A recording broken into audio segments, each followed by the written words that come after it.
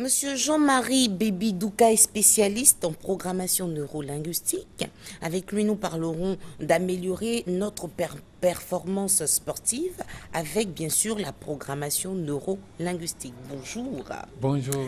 Mais avant d'aborder ce thème, rappelons que lundi dernier, on avait donc un autre thème, déployer puissance et plaisir au travail grâce à la PNL. Quand on parle de PNL, c'est juste l'abréviation de la programmation neurolinguistique.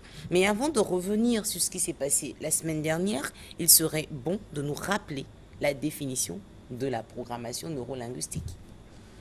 Merci Naomi. Il faut dire que la programmation neurolinguistique est un ensemble de techniques de psychologie appliquées qui permettent aux hommes de développer le potentiel du cerveau en vue d'améliorer leur performance, leur bien-être et leur épanouissement. Très bien. Et l'utilité de la PNL?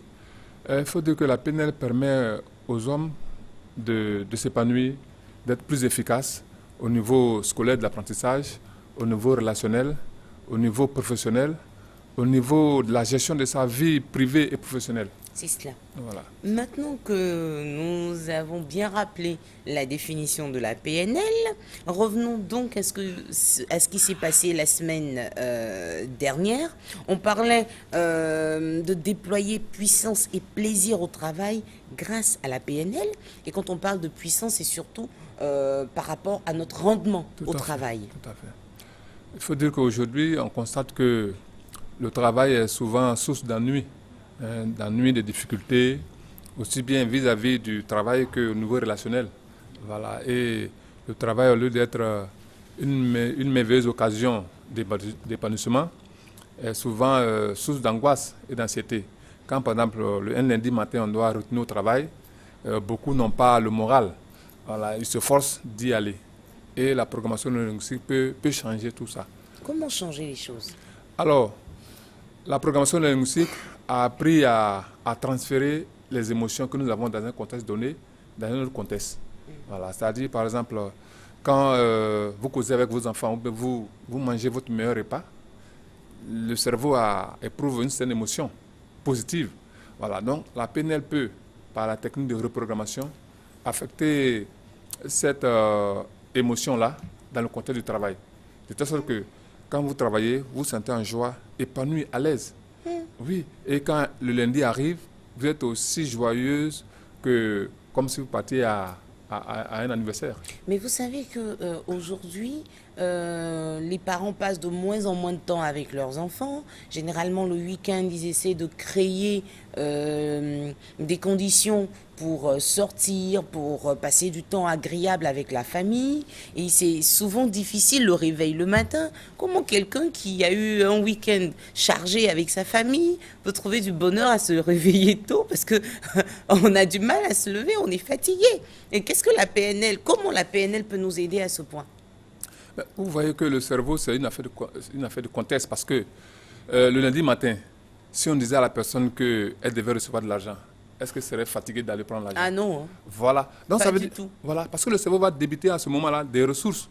Parce que l'argent va activer des émotions positives dans le cerveau. Donc tout dépend de l'état mental du moment, pas de ce qu'on va faire.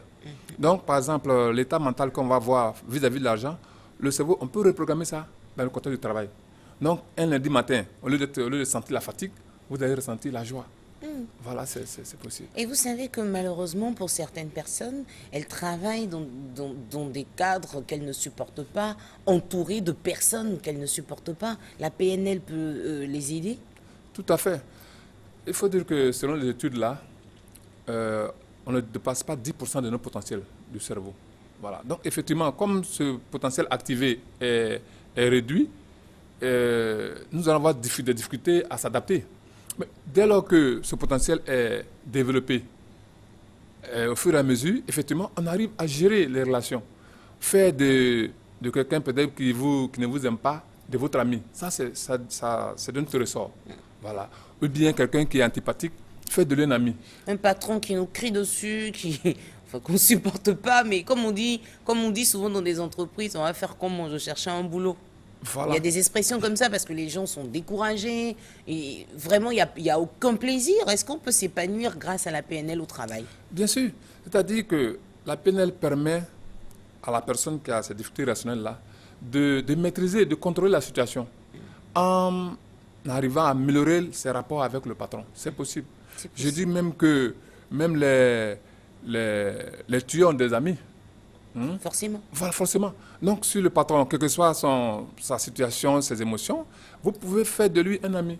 C'est possible. Pour vous que vous sachiez d'abord comment son cerveau fonctionne, s'il est visuel, auditif et kinesthésique, ainsi de suite, et comment l'aborder. D'accord. Là, on parle de programmation neurolinguistique, on est d'accord? Ça veut dire que quelqu'un qui travaille, qui a déjà 35 ans, 40 ans, doit être, permettez-moi l'expression, reprogrammé. Pour le faire, ça prend du temps. Non, ça ne prend pas du temps. Pour le travail, en une journée, c'est fini la reprogrammation. Et la personne est performante, c'est-à-dire peut tripler son rendement et réduire la fatigue. En une journée? Oui, en une journée. Une séance d'une journée? Tout à fait. Et c'est bon? Oui, c'est bon pour le travail. Et la personne sera épanouie, n'aura plus de soucis, pourra gérer les choses, gérer les difficultés au travail. Et c'est bon. Effectivement, on l'a fait avec pendant un groupe d'enseignants, des professeurs notamment. Et il s'est trouvé qu'au premier trimestre, ils avaient pu faire 7 devoirs interro, là où les autres faisaient 3. Avec l'effectif de plus de 100 élèves par classe. Ouais. Voilà. Ils ont pu corriger à l'aise. Ils n'ont aucun stress. Ouais, donc le cerveau peut plus que ce qu'il ne fait autrement. Voilà. Mais comme on ne sait pas l'utiliser, effectivement, il nous donne peu. Et souvent, on n'est pas satisfait. Très bien. Merci parce qu'il était important qu'on termine le thème abordé la semaine dernière avant de parler du thème d'aujourd'hui. Aujourd'hui, nous parlons, excusez-moi que je me retrouve, d'améliorer notre performance sportive avec la PNL. Oula, on sait que le sport c'est bon pour la santé. Mais combien de personnes ont envie de faire le sport mais qui n'y arrivent pas? Comment la PNL peut nous aider? Il faut dire que dans le monde du sport, il y a aussi des problèmes de performance. Des performances, de bien-être, d'épanouissement. Voilà. Souvent, on se plaint du mental des joueurs. On se plaint aussi de la constance de la performance. C'est-à-dire que nous avons des professionnels, quand ils jouent dans leur club en Europe, ils sont brillants. Quand ils viennent ici, ce n'est pas toujours le cas. Donc, il y a un problème de constance de la performance. Au niveau mental, on dit souvent que nos joueurs n'ont pas le mental fort.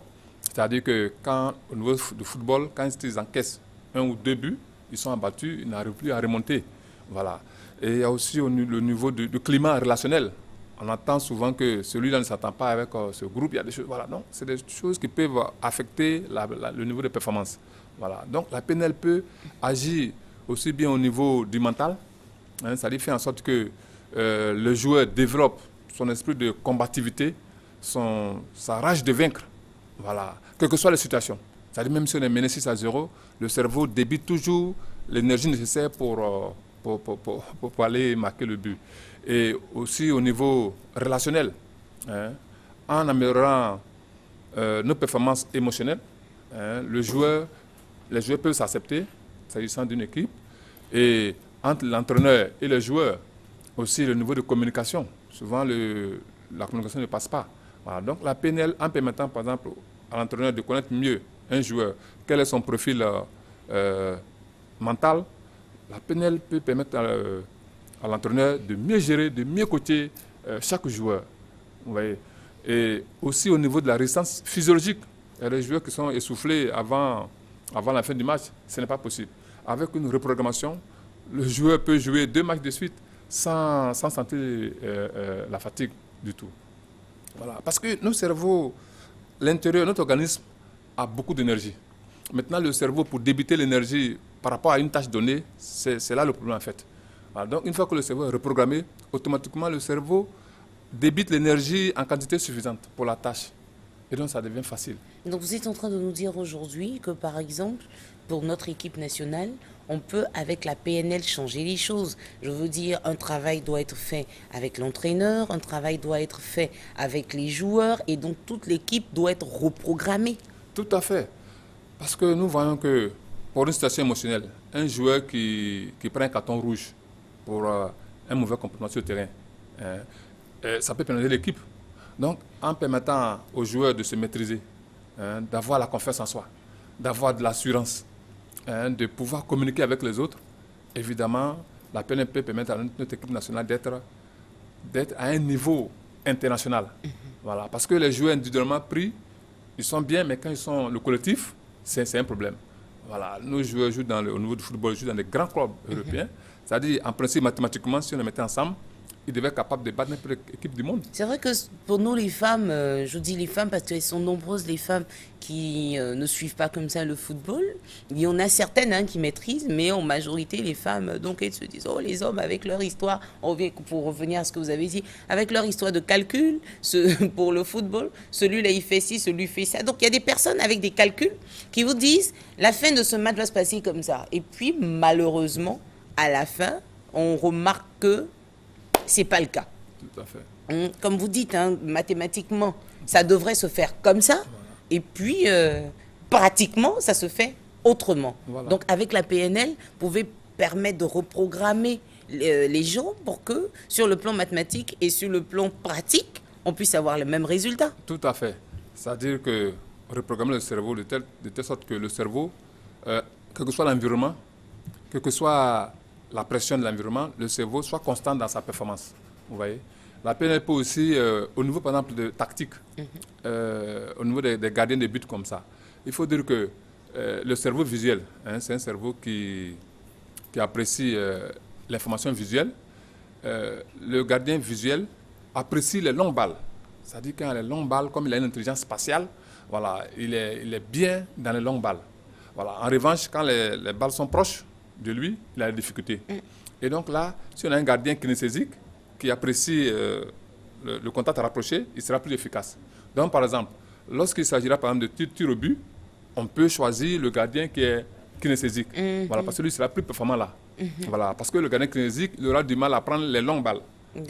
Notamment sur les corners, sur les centres. Vous voyez, il y a des gardiens qui sautent et puis n'arrivent pas à apprécier la trajectoire de la balle. Oui, on voit ça. Voilà, effectivement. Ça, ce sont des gardiens kinesthésiques. Avec la programmation neurolinguistique, on peut corriger tout ça? Tout à fait, on peut corriger, mais aussi permettre de choisir la meilleure personne qu'il faut. Pour ça.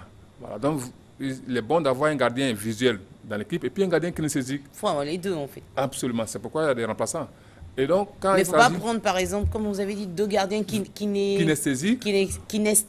Voilà, ou bien deux gardiens visuels. Ça ne sert à rien. Non, ça ne sert à rien, il n'y a pas de complémentarité. Très bien. Voilà. Et là, ramenons ce sujet à nous, nous qui ne sommes pas sportifs, professionnels. On nous dit c'est bon de faire du sport pour la santé, mais c'est difficile. Est-ce que la programmation neurolinguistique peut nous aider à faire le sport? Bien sûr, il faut d'abord connaître son profil. Les visuels, les kinesthésiques, les auditifs n'ont pas les mêmes besoins vitaux, soit au niveau physiologique, soit au niveau psychologique. Voilà. Donc, en connaissant le renforcement mental, on peut connaître ses besoins. Par exemple, la demande de sport pour les kinesthésiques, c'est élevé. Un kinesthésique qui ne fait pas du sport, à terme, il va tomber malade. Oui, c'est vital pour lui. Voilà. Parce que lui, il a une intelligence musculaire, voilà, kinesthésique, le mouvement. Donc, quand il manque de mouvement dans sa vie, il va bientôt tomber malade. Voilà. Son corps est à l'aise quand il marche, quand il fonctionne, quand il a un mouvement.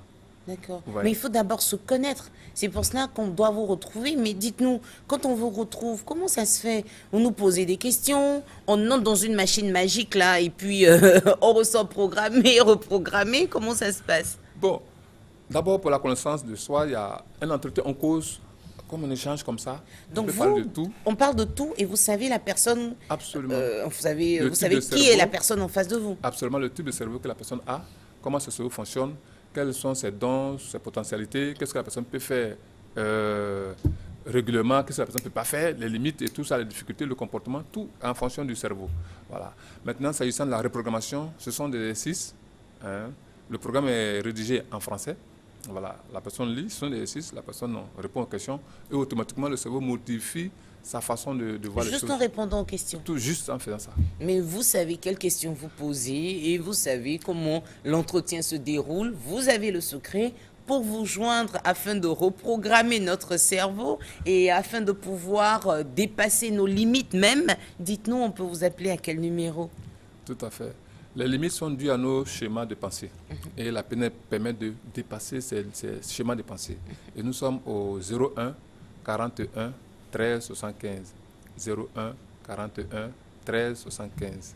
Monsieur Jean-Marie Bébi Douka, nous vous disons merci d'être Merci. passé sur notre plateau. Vous êtes spécialiste en programmation neurolinguistique et avec la PNL, on peut atteindre nos objectifs, sinon même aller au-delà. Tout dépend de la reprogrammation de notre cerveau. Merci d'être passé sur notre plateau encore une fois. Bonne journée à vous. Merci bien. Hier, amis téléspectateurs, quelqu'un me disait une belle phrase que j'ai envie de partager avec vous pour vous dire au revoir. Cette personne me disait, l'une des plus grandes victoires, c'est de se mettre à rire lorsque tout le monde s'attend à vous voir pleurer. Bonne journée, merci de votre attention et à demain.